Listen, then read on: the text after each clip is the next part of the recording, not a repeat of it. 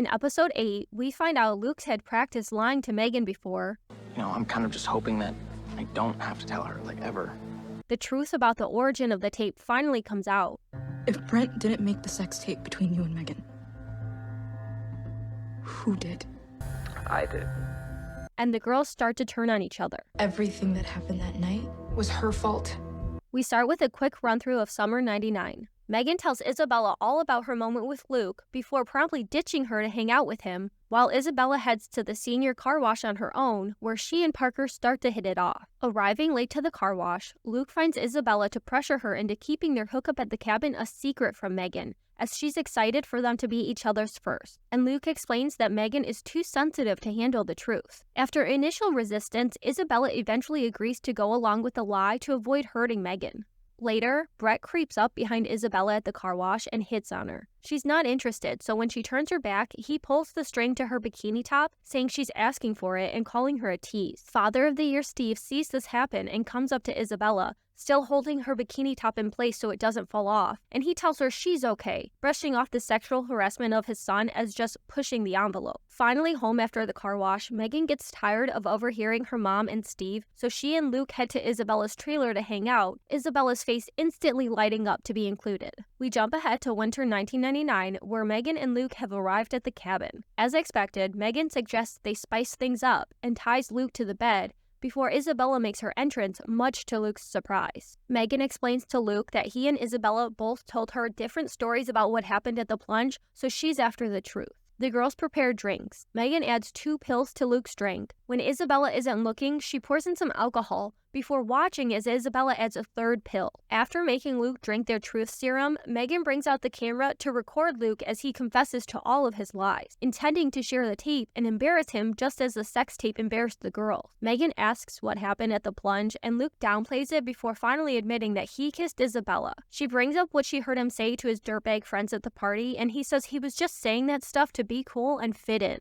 Demanding that he confess to everything, Isabella asks if Luke saw any of Brent's tapes, and he says he did, meaning he's known about Brent making tapes this whole time. Megan is taken aback at Luke knowing Brent recorded sex tapes at the cabin but still brought her there to hook up, and Luke reveals that Brent didn't record the tape of them. He did, but claims that he made it for the two of them to watch. Megan wants to leave, so she puts the camera down. But as soon as she and Isabella head for the door, Luke blurts out that Isabella's been keeping a secret too, and tells Megan about the two of them having sex last summer. Isabella quickly explains that it was Luke's idea to keep it a secret, but Luke lies to Megan again, saying it was Isabella who said Megan was too insecure to handle the truth. This whole time, Luke's been trying to talk Megan back to his side, and he reminds Megan of how she's always saying Isabella is possessive and smothering, pleading for her to not let Isabella get between them. Isabella fetches the gun and aims it at Luke, yelling at him to stop lying and admit he's the one who made her keep their hookup a secret. But he keeps running his mouth, telling Megan that Isabella is crazy, so she shoots him. And we leave winter 1999 to find the girls in summer of 2000, Isabella visiting Megan to tell her the sheriff knows the truth about the sex tape. Megan has bad news of her own and explains to Isabella the situation with Ned's security cameras. The girls head to Ned's, and when he doesn't answer, Megan punches in the code to let herself in. While looking for the footage on his computer, the sheriff catches the girls and brings them down to the station, where they are confronted with the video evidence proving they were conspiring the night Luke disappeared. It turns out Jeff had a magic camera that was able to pick up their conversation at the Y2K party, and the sheriff's tech was able to isolate the audio to clearly hear the girls were planning to get revenge on Luke. The sheriff then tells Isabella that Megan told him she was with her at the cabin, and that Isabella was the one who brought the pills and drugged Luke, so she should tell him what Megan did, or else she'll go down for it all on her own. But unsurprisingly, he told Megan the same thing about Isabella, putting all the blame on her. Advised to do so by their lawyers, both girls admit to being at the cabin, but accuse the other of being responsible for everything that happened, including killing Luke. And that is where we end episode 8. So what did we learn? Well, a few theories have been confirmed this episode. First, Jeff's side hustle is selling pirated movies. Illegal, but nothing to be concerned about. Second, Luke did in fact make the tape,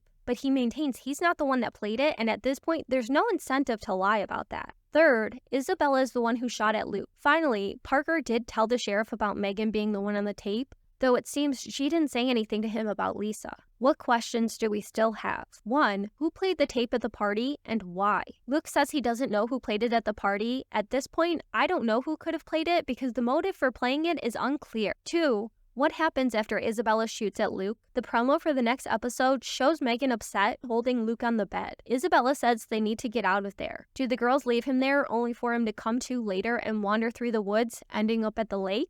3. Where was Ned when the girls came to visit him? And how well did he hide the security footage that would place Megan and Isabella at the cabin the night of Luke's disappearance? Megan couldn't find it, but maybe the sheriff's tech can since he apparently has superpowers. A few lingering questions. Who planted Isabella's bag at the cabin? Where did the runaway note come from? And what happens with Megan's pregnancy? Finally, where's the footage from that confrontational night at the cabin? When Megan sat down the camera, it was positioned perfectly to capture Isabella's shooting at Luke. There is no way that footage doesn't come back to be used against Isabella unless one of the girls gets their hands on it first, though it may already be hidden away somewhere. Isabella suggested to Megan that Ned's outdoor security footage could be saved in a place where you wouldn't expect, which could be hinting at the tape of that night's events also being hidden away somewhere where you wouldn't think to look. The promo for next week's episode shows Luke and his dad having a confrontation, as well as Brent holding Luke underwater in what appears to be summer of '99, alluding to the difficult family dynamic that we're bound to explore in the next episode, titled The Miseducation of Luke Chambers. I can't wait for next week's episode, and I'd love to know your thoughts about episode 8, Confess Your Sins, so let me know down in the comments your biggest takeaways from this episode and theories for the last 2 episodes. Be sure to like and subscribe. Please and thank you. Bye.